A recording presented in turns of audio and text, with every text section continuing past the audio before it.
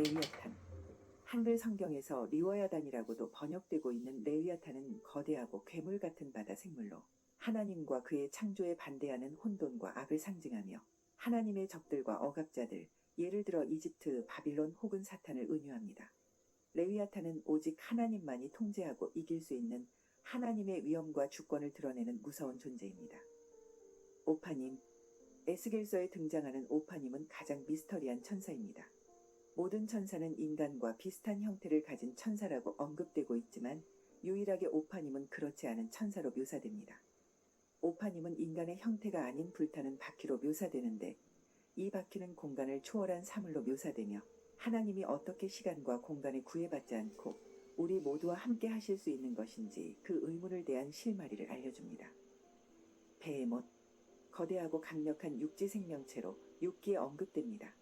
베헤못은 삼나무 같은 꼬리, 청동 같은 뼈, 산 같은 힘을 가지고 있으며 소, 코끼리 또는 하마와 비교됩니다. 이 존재는 하나님의 창조의 힘과 위대함을 상징하며 종종 하나님의 창조물 중에서 가장 강력한 것으로 묘사됩니다.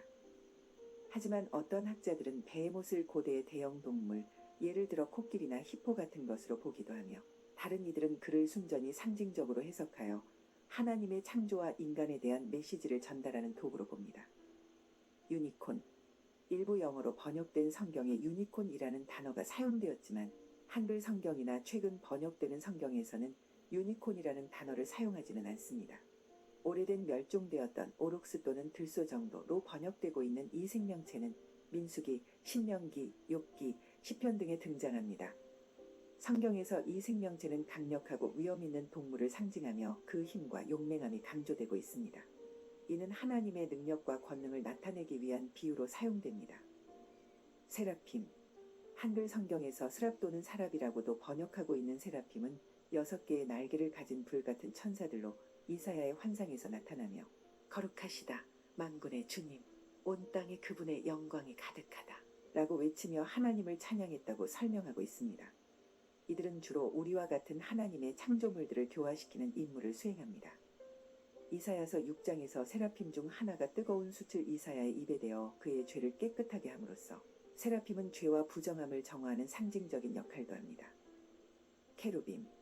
한글 성경에서 게룹이라고도 불리는 케루빔은 네 얼굴과 네 날개를 가진 천사로 에덴 동산에서 생명나무를 지키는 경비원 같은 역할을 했습니다. 케루빔은 하나님의 임무를 수행하는 중요한 천사들로 하나님을 섬기고 보호하는 강력하고 위험 있는 존재입니다. 아담과 하와가 쫓겨난 후 에덴 동산으로 다시 들어가지 못하게 막는 역할을 한 것으로 묘사되고 있습니다. 이동식 예배 장소였던 성막과 솔로몬의 성전에서 케루빔은 중요한 장식으로 사용되기도 했습니다. 에스겔서에서 케루빔은 하나님의 영광스러운 보좌, 즉 하나님의 차량을 운반하는 생명체로 묘사되기도 했습니다. 네피림. 성경에서 짧게 언급되는 네피림은 하나님의 아들들과 인간의 딸들 사이에서 태어난 거인이나 영웅으로 묘사됩니다. 홍수 전 지구에서 폭력과 부패를 일으킨 자들이며 이스라엘 사람들이 약속의 땅에 들어갔을 때 그들을 반대한 자들입니다.